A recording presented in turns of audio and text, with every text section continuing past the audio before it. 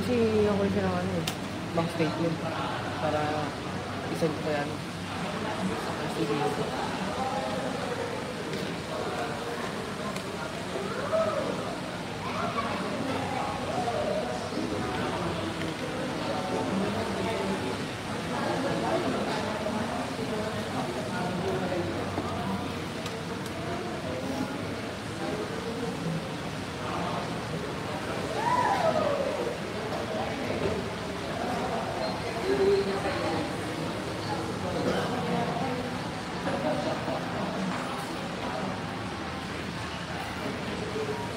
Pero nakita siya, may ibang operate siya. Yung mga hinihingi ko, binibigay naman. Lalo na yung mga box statement.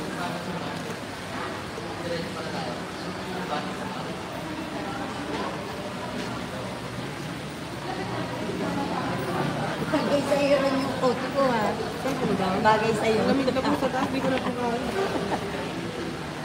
Sila kaya siguro.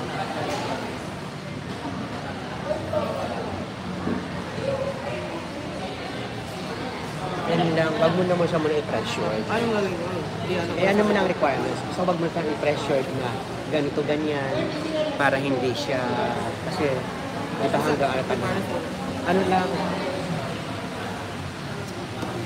di ba orong sulong siya?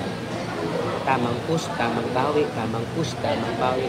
Pero pa-realize mo sa kanya na ito na yung time para kumuha siya ng function.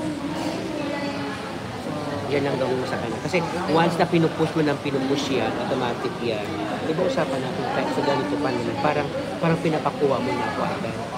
Para minamadali mo ako. Ha? Konting pakalma mo lang sa kanya.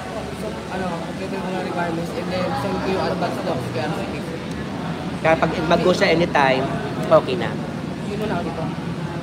Ano naman eh, DMS na rin naman. Pero pwede ka din kumuha. Para anytime man, mayroon ka na. Ibabalik lang naman natin yan pag ayaw na ibang color eh. Tama? Palitan natin na other color. Sa DMS ko na rin ito. Oo, pasa mo lang yan. Ito na ako yun. Pwede sir. Tapos, pero pag kumukuha ka ng unit, palagi nakabuka yan. Tapos mamaya balikan mo ako para pa-check dyan o check mo yung unit ni Kuya mo Victor kung malinis na, kung anong balita. Kasi Kuya mo Victor, Ay, nandiyan yun. andyan yung kalookan na yun, ha? Unit mo na ako rin. Kaki.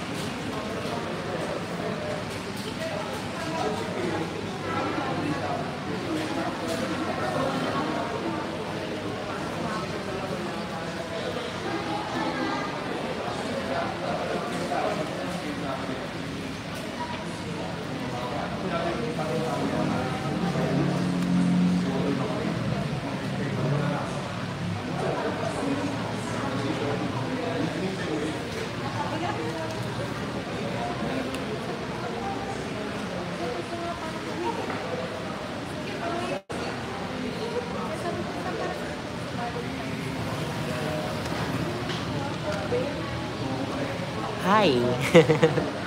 Good afternoon.